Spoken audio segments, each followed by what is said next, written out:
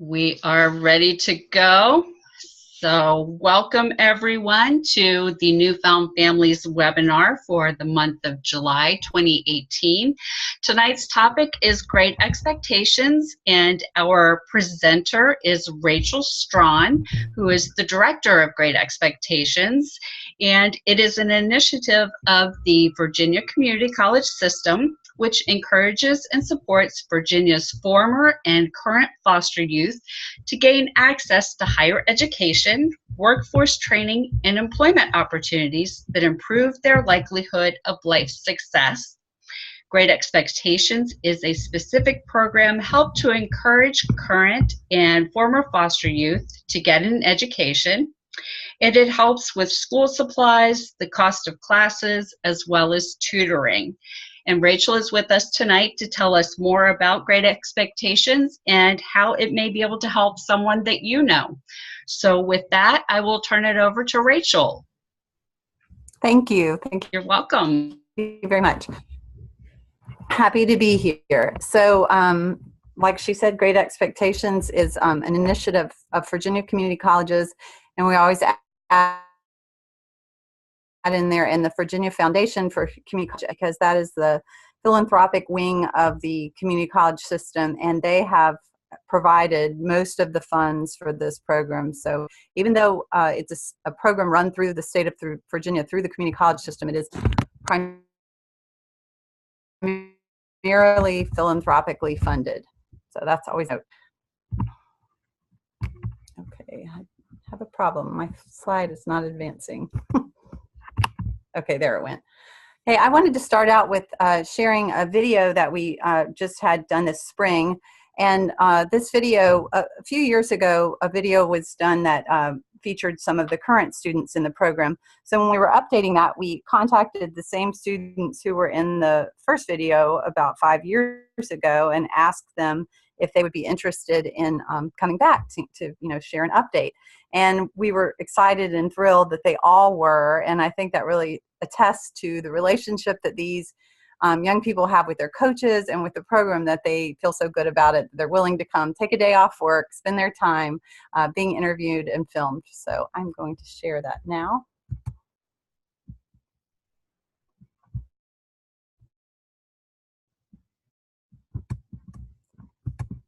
And hopefully.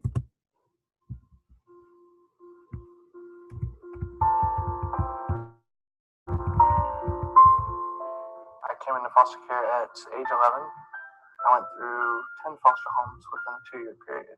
So, a lot of moving around. 8 years ago, Thomas was a foster youth in danger of being a statistic.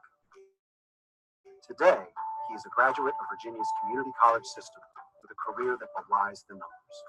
I go in there, I check numbers, I check inventory, make sure everything's on point, seeing what problems are, if there are problems, and basically disperse and work between me and my merchandisers as to what needs to be done to fix problems. In 2008, the Great Expectations program was launched at 5 of Virginia's community colleges. Now in its 10th year, it has grown to 21 colleges and has helped over 3,000 students position themselves for employment and life success. Some of these young people, during the course of their stay, $1 million on a single young person who then turns 18, and 2 months later, literally, they're living under a bridge. If I can take 2 listeners and hire a coach to lure that young person into higher ed and wrap their arms around them and help them have a portable degree that can sustain themselves and a family for a lifetime, isn't that a much better solution? Initially, Ann Holton came to my husband and me to talk about it. And as you know, she was a juvenile court judge, and she saw firsthand what happened to children in the foster system.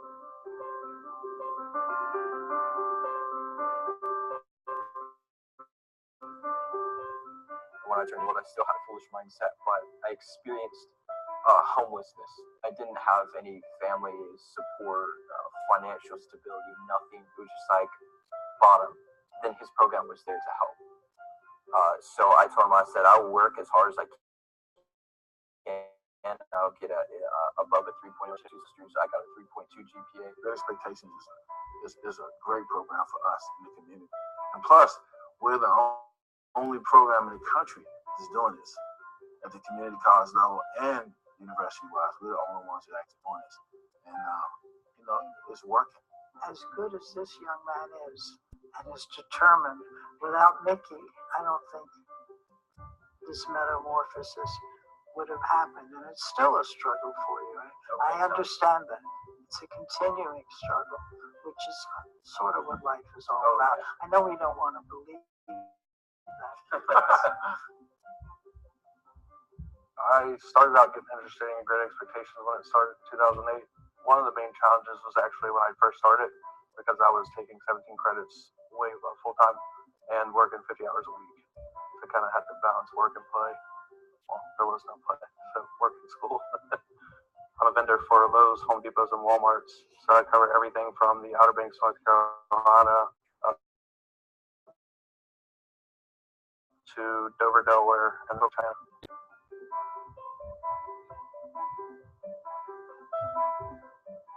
I would never imagine owning a house at 27. So much of foster care is, you know, not belonging somewhere. And I really wanted to buy my house and, you know, be proud of myself and say, you know, I have my own home now. The success of the Great Expectations program has been a product of hard work and sacrifice. Yet the story does not end here. Its path is just beginning. With continued support, the future that once looked so daunting and unfulfilled is now bright and limitless. I was the first person in my family that I know of to go to college. So being introduced to the Great Expectation program when I got there was just life-changing for me. Now I am currently at the State Department of Social Services in Richmond. And if it was not for the Great Expectations program, I would not be here today. I will be graduating summer of this year with my bachelor's in criminal justice, and will further move on in the fall of this year to pursue my master's in criminal justice.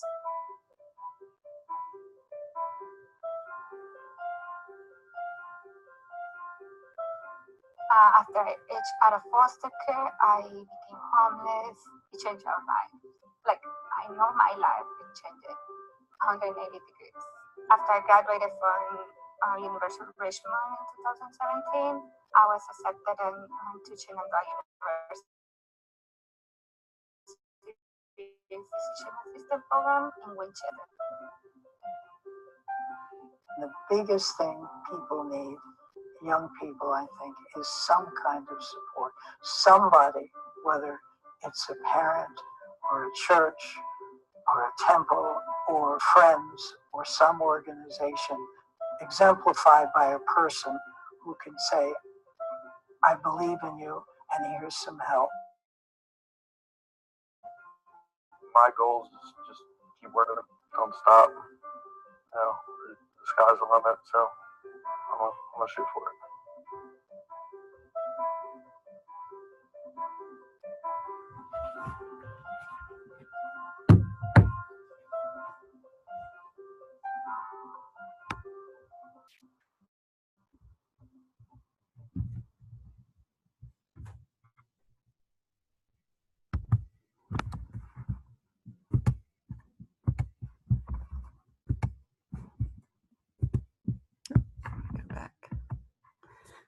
Okay, so that you met some of our alums in that video, and oops, wait a minute.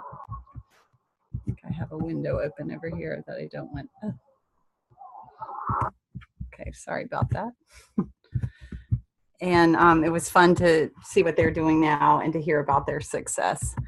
So a little bit of this was presented in the video, but the program is about how important a college education is and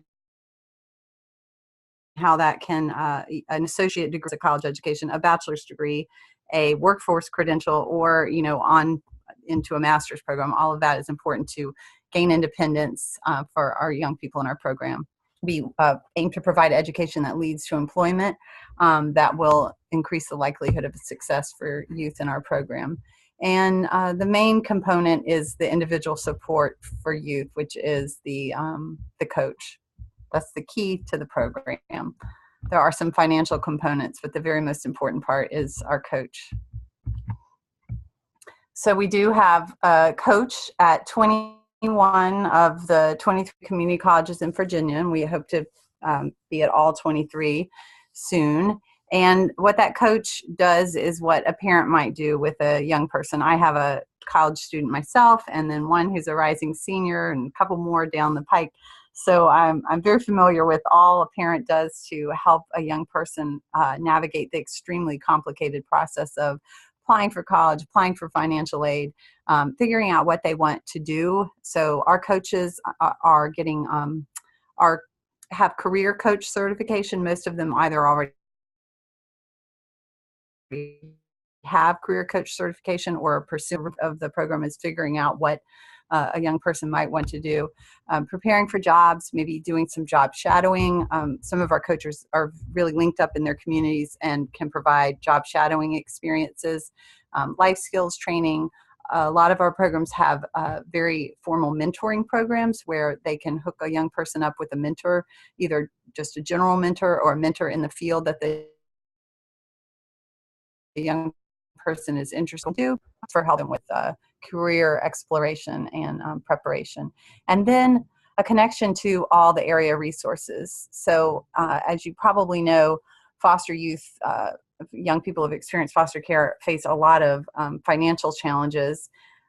Their two biggest barriers are transportation and housing. So our coaches try really hard to help with those two barriers. Moving if they can. In some communities, our coaches are able to move our kids up the list for available affordable housing.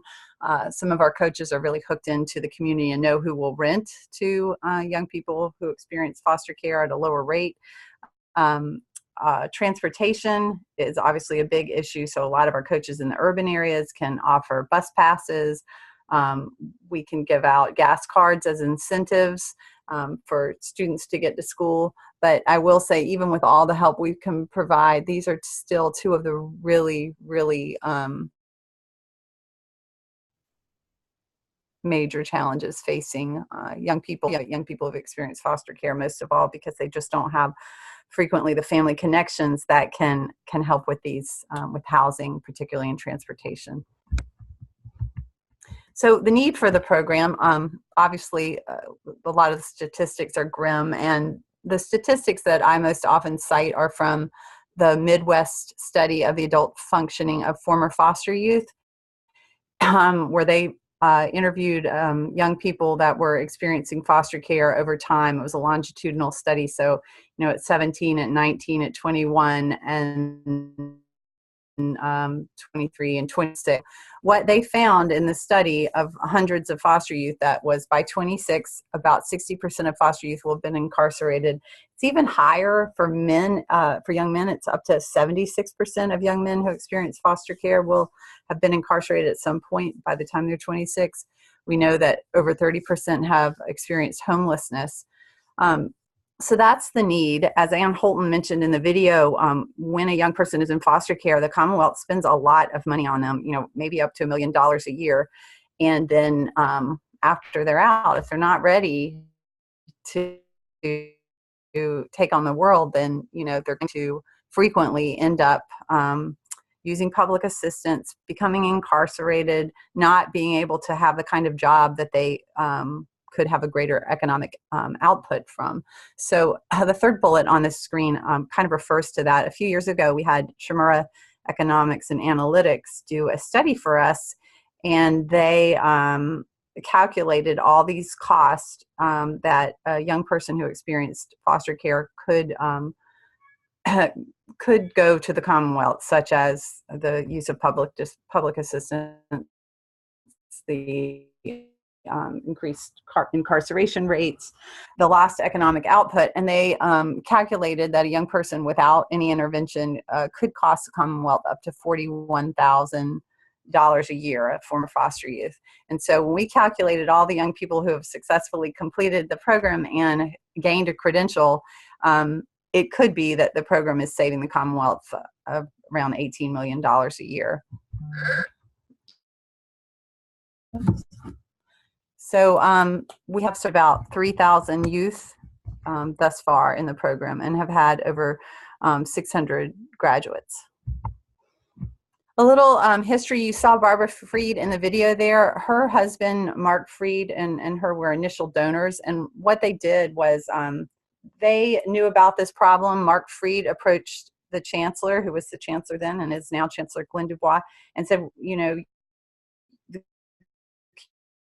community college system is supposed to serve everyone. And here's this population in Virginia that is not being reached. You know, they're not being successful within the community college system, and we don't even really know if they're there.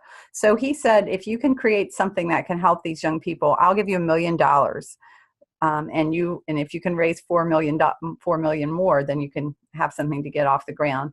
So that summer, the chancellor got on his bicycle and rode all around the state of Virginia in an awareness tour to raise money for this program, for the idea of this program. And so they did. They raised the money and started the program at 5 colleges in 2008.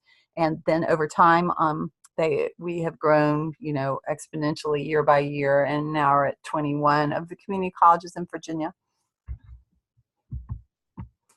So as I said, at 5 initially, and now we're at 21. So there's a little area over here, Virginia Western, which is in the Roanoke area, and Dabney Stewart Lancaster, which is a small area because the area there is largely national park. But we are not at those 2 colleges yet, but we would like to be. There are a lot of youth in the Roanoke area because there's several group homes there. So we know there's a need. The community has approached us about a need, and we are just trying to secure the funds to do that. So we talked about I talked a little bit about the success of the program, and we do monitor the success of the program, and we have 4 performance measures that we track, and they're outlined here. So we try to increase the number of students graduated or retained in the following term. So fall to spring, we know how many are persisting from fall to spring now, and each year we hope to increase that. Increasing the number of students graduated or retained in the following year. So we also track fall to fall persistence within our student population. And we also calculate how many students are in our potential pool of students. So we use Department of Social Services data to find out how many young people are in each county, how many young people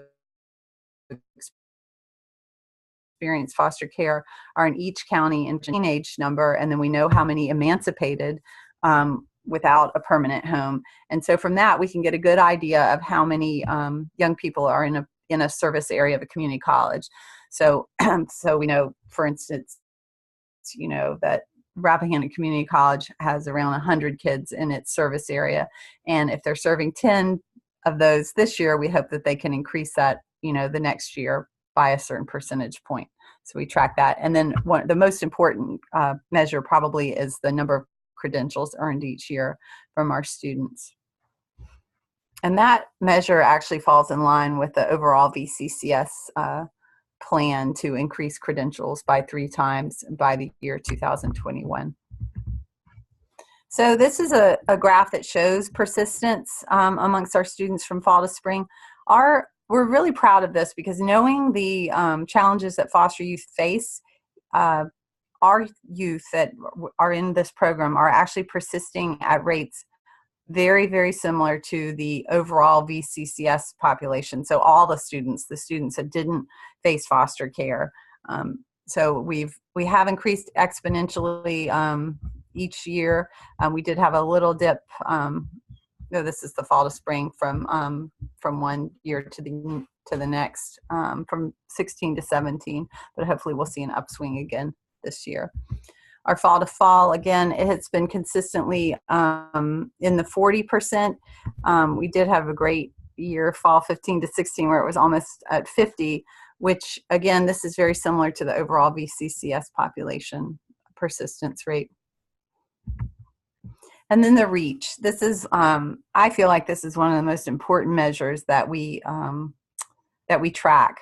So unlike most programs within the Virginia Community College system, we serve students who are enrolled in classes, but we also serve students who are working with the coach aren't currently enrolled in classes. And those are really where our coaches put in the most time, because those are the young people who have all these barriers to overcome and they want to enroll in classes, but they don't have all the paperwork for their FAFSA. They have to get some documentation from a DSS agency where they were put into foster care, but they're not sure which county it was.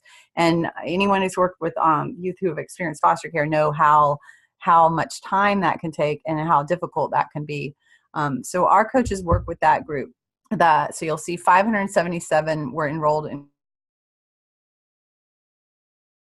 classes, and there's 800 who weren't enrolled in classes.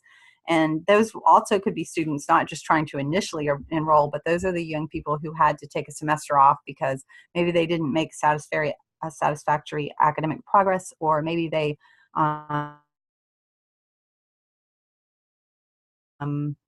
had, and so our coaches keep in contact with them and they try to bring them back in and help them overcome those barriers and re-enroll.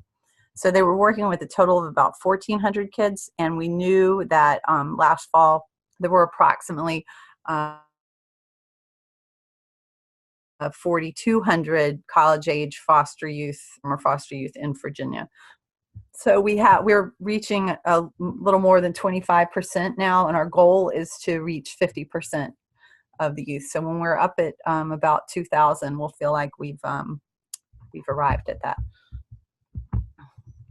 And the credential attainment, the graduates, that's really important because you really need that credential to get that job. So obviously this has gone up as the number of students in the program have gone up. The first year there were only a handful, and now we're credentialing over 100 students for the last 2 years. So we're really proud of that. And the number is going up not just because of the number of students we're serving is going up, but also because as the program has been in place for longer, young people who are working toward an associate degree that might take some other students 2 years are finally getting that associate degree after the 4th year or maybe the 5th year.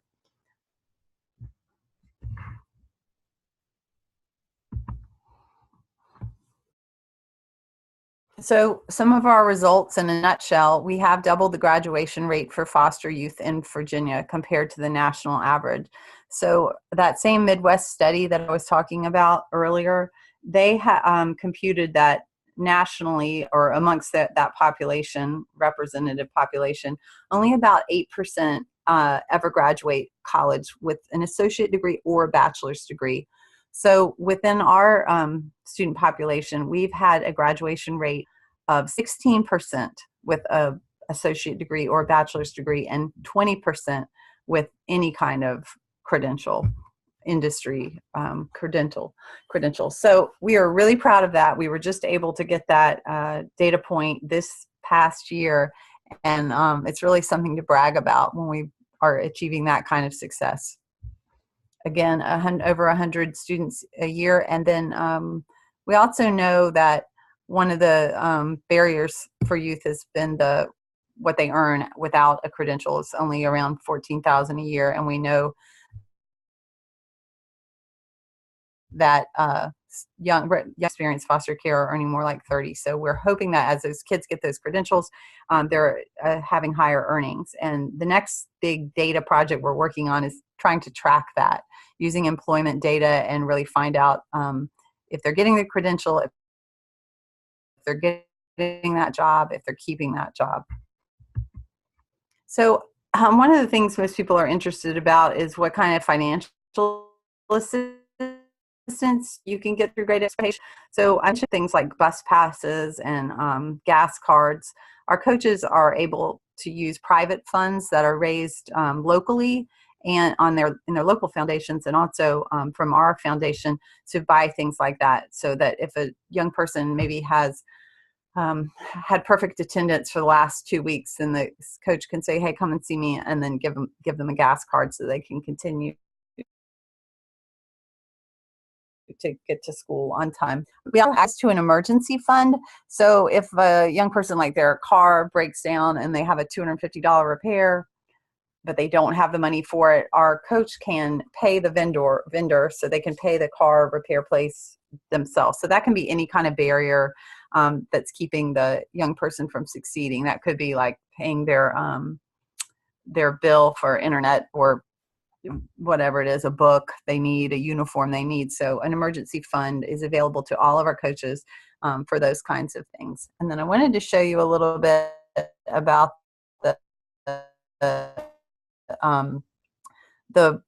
often heard of but often misunderstood tuition grant for foster youth. And I have a link here to the flyer about that. So this is a tuition grant that was created in 2000. It's Untitled Virginia, and it's for young people who have experienced foster care, special needs adoptions, or anyone that turned 18 when they were in foster care. And what it does is it's a last dollar. So if the student is eligible for Pell Grants, they have to use that. Any other grants and scholarships have to be used first, but this money is there for community college tuition above and beyond that. It was expanded a little bit in 2009 and then again in 2017. And in 2017, the big change was we were able to expand it to be used for non-credit workforce programs. So if a young person is interested in pursuing like a welding certificate, that program costs around $3,000 a year. They can get this grant to pay for that. Now, the important thing, if the student wants to use it for non-credit, is they do not have to fill out a FAFSA. They would go to the workforce department. Well, they go to their coach, but the coach would work with the workforce department at the community college, and they could apply for the grant through the workforce part of the community college.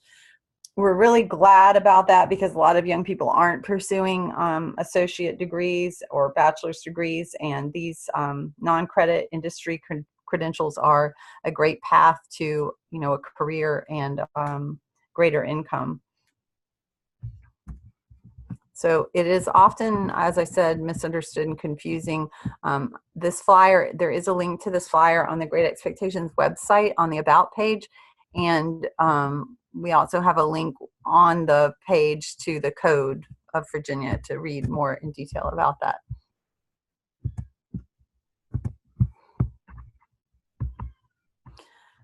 One thing that is a little bit of an offshoot of the overall Great Expectations program, but something that we're really proud of and we're really glad that we're able to have, is a leadership program. So I believe in Holton's when she was director, and after she left, we were able to implement it. And this is a hybrid online in-person leadership training. The students from all over the state apply for it and are selected. We select between around 12 students a year, and they use Blackboard and a secret Facebook page, and we have a leader that leads the class, and they learn about leadership, they learn about advocacy. It's based on this student leadership challenge curriculum, and what they do is the main project is they create advocacy projects. And you'll see in the slide here 2 of our students presenting these as poster presentations. So they pick the topic, they do the research, and then they're guided through creating a PowerPoint slide that then we have blown up that talks about this advocacy project. A lot of the projects that they choose are centered around foster care, but there's also there have been projects about sexual trafficking, about the over-medication of foster youth, about therapy, animals. They've just been fascinating. And what we do is we bring the young people together for 2 days. So after they've been participating in this online class, they come together with the leader and with our staff, and they do some in-person advocacy training, and they get their poster presentations already, and then the next day at our graduation celebration, they present them to all the gathered visitors. So these are other Great Expectations students, and these are people from the state board, you know, folks from the community, donors, and it's a really big deal, and they're always really proud of their work, and it's a component that we're really glad to have. And we just completed our 4th year this past year. So now one thing that we kind of didn't expect, but what's grown out of that, is we have a bit of an alumni network. So the young people that were in this program were all members of these Facebook pages, but they are connected to each other too, and they have formed their own friendships. Even though from all over different parts of the state, they connect and keep in touch. So we're really glad about that. I mentioned that graduation celebrations is another really fun part of Great Expectations. So in May, we gather all the coaches, hopefully. Usually there's 1 or 2 that can't come, and they bring as many students as they can, both students who have graduated that year and students who just want to be inspired by it. And we have a very mini conference. We have 2 concurrent sessions in the morning where with material of interest to our students, and then we have the student leaders present their advocacy poster presentations, and followed by a very nice luncheon. We always have a keynote speaker, usually someone that themselves experienced foster care, although not always. A couple of years ago, we had Terry Morris, who was a NASA rocket scientist, and he was really inspirational to the young people. In this slide, you'll see Kim Britt, who is actually vice president of student affairs at J. Sargent Reynolds now, but she herself experienced foster care. In the lower slide is a panel of some of our former students and then some other adults who experienced foster care, and so they shared their experiences beyond foster care with their audience, and that was really well received. And it's just a really fun day. Lots of the coaches, if they're able to, they come early. We have it at different places around the state, and they do a little sightseeing with their students. So I am winding down. I do talk fast, but just to tell you our future plans in a nutshell, we do hope to expand to Virginia Western Community College and Dabney Stewart Lancaster Community College, hopefully this year. We hope to reach 50% of the eligible youth, increase our persistent rates, and also increase the number of credentials earned as we increase the number of students we serve.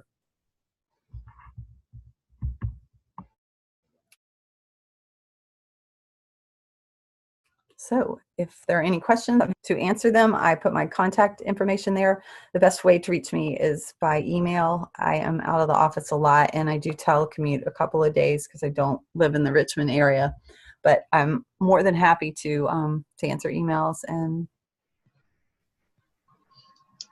I thank you all for attending.